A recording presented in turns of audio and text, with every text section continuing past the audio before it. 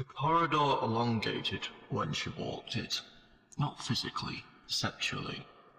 Lockers multiplied into repeating ribs, chrome handles glinting like teeth in low light. The disinfectant smell bloomed into something medicinal and sweet, like mercy diluted until it barely worked. She saw the girl crying. The tears fell slowly, as if gravity were undecided. Each drop felt rehearsed, sanctioned.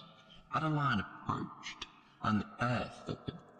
Colours deepened, yellow fluorescence bled into sickly gold. Kindness here was permitted, but only in premeditated negotiations.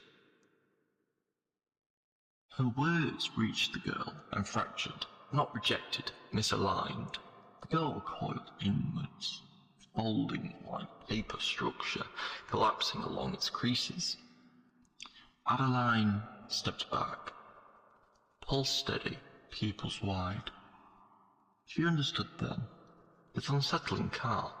This was a place where kindness existed only as controlled leakage, a valve, a mercy designed not to disturb the machine. The hallway snapped back into proportion. The hive exhaled. By 13, the classroom revealed its true shape. It pulsed. Desks breathed in unison. Chalk dust hovered like spores.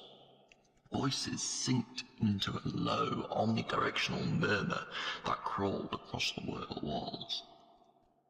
Opinions propagate faster than sound. She saw it overlaying reality, a lattice of invisible corridors guiding thought, posture, and laughter. She raised her hand, and the lattice flickered. Her words moved through the room like dark ink and water.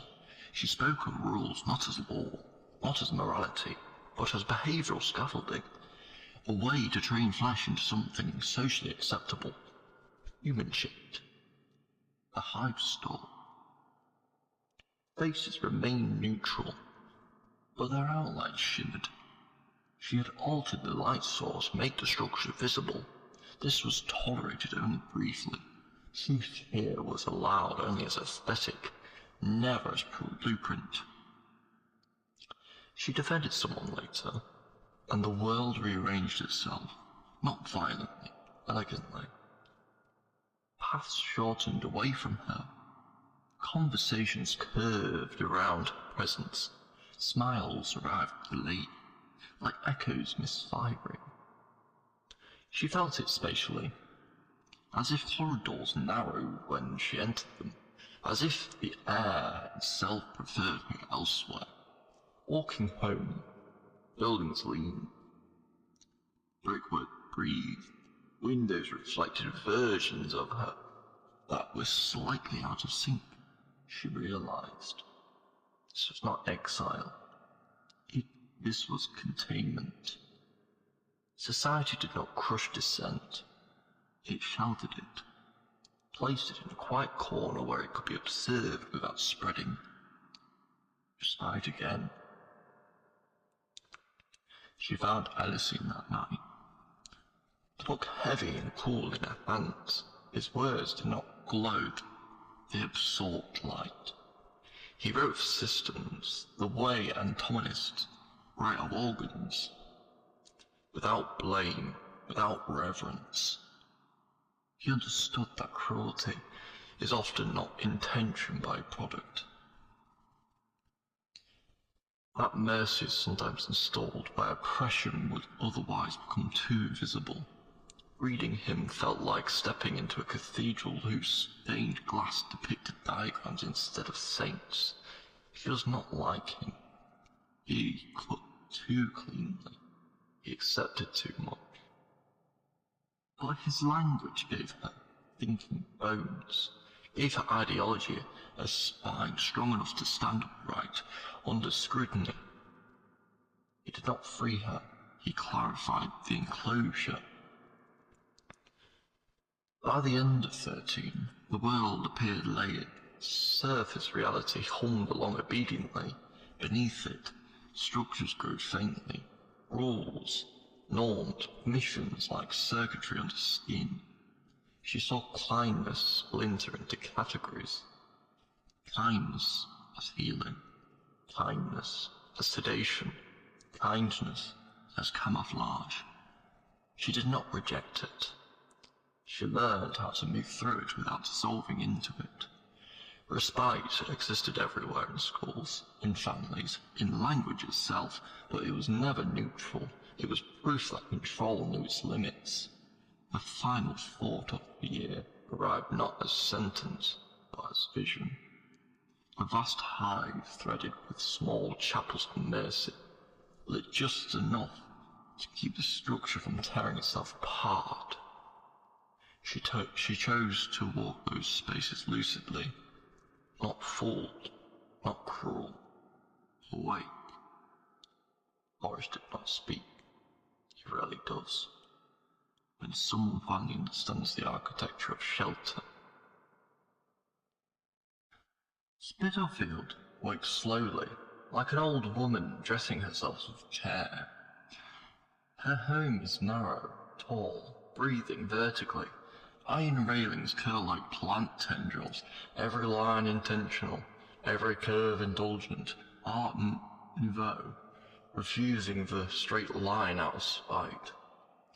Windows framed like eyelets, doors with floral carvings that look more anatomical than decorative.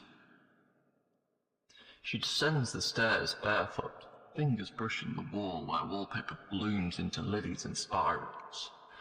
Faded gold against bruised cream, French magazines lie folded on the side table, made ancient. Soft women painted like dreams, corsets and posture and elegance, pretending not to be disciplined. Her mother's presence lingers without sound. Tension lives in the air like static, not violent, just constant. A house that never forgets. She eats little, thinks much. Outside, Spitalfield breathes her in. Spitalfield is not large, but it is dense. Ideas stacked on ideas. People layered like sediment.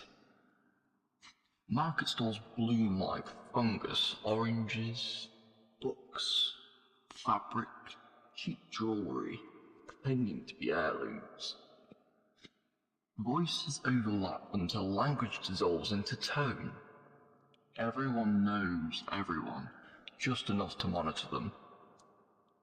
She walks slowly, observing. She notices how people adjust themselves mid-sentence, how opinions bend when overheard, how laughter synchronizes, how outrage spreads like perfume. Faces doubling, conversations looping, gestures repeating with minor variations. The hive is rehearsing unity. She tightens her scarf, deep purple, not as rebellion, but as signal. A colour that refuses neutrality. Autumn yellow eyes reflect shop windows warped by curved glass.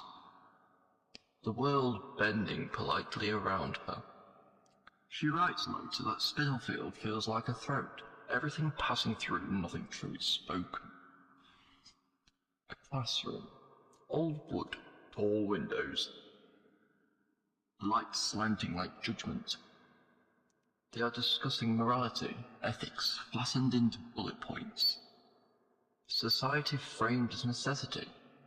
She raises her hand, not impulsive, precise. She speaks calmly about rules, how they protect, yes, but also shape behaviour into acceptable silhouettes. How kindness can become coercion when standardised. How being human is increasingly defined by compliance rather than compassion. Silence and murmurs. A teacher responds kindly, gently, translating her argument into something less dangerous. Classmates nod, relieved. The hive reasserts shape. She understands then, truth is not rejected, it is domesticated. Afterward, a boy, sweet-toothed, restless, eyes always searching for an exit, grins at her like she said something entertaining, not disruptive. He does not follow rules unless they make sense to him.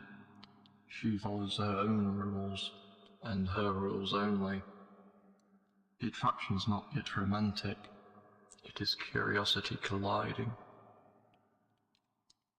Candles line the square. Someone has organised a vigil, wreath packaged neatly, shared efficiently. Everyone gathers, everyone feels together. The town hums low, reverent, unified. She stands among them, coat buttoned wrong, hair loose, brown, catching gold where the flame touches it. This is respite. Collective mourning as ritual sedation. She feels it work, even on her, the warmth, the belonging, the relief of not being singular for an hour. But she also sees the cost. Faces glow not with sorrow, but permission. Permission to stop thinking independently.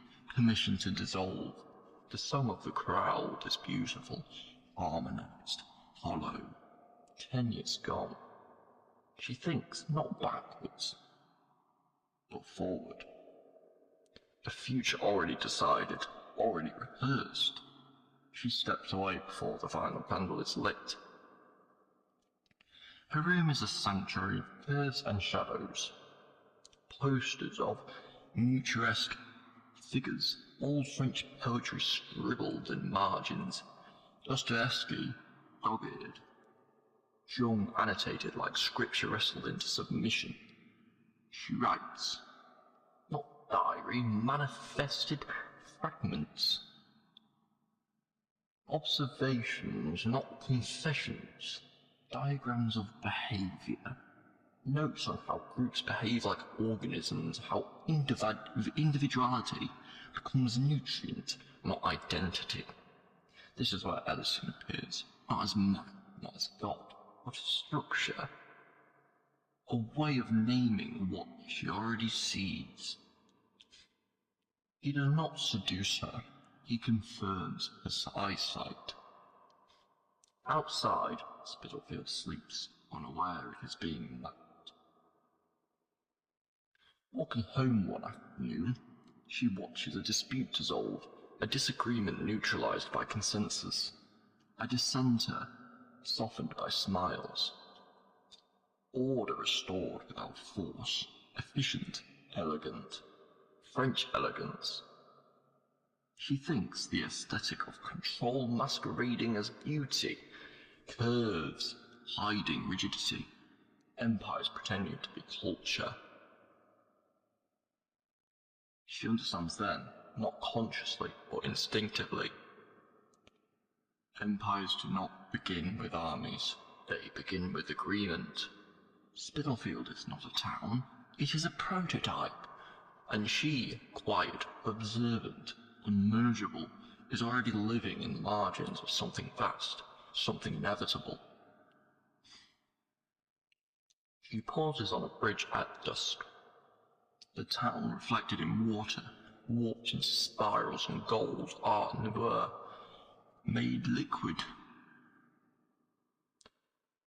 People moved like currents, thought flows one direction. She is not afraid, she is early, and somewhere far beyond Spitalfield, beyond language, beyond comfort, the empire stirs, not yet crowned, not yet named, waiting for those who can see it before it asks to be loved.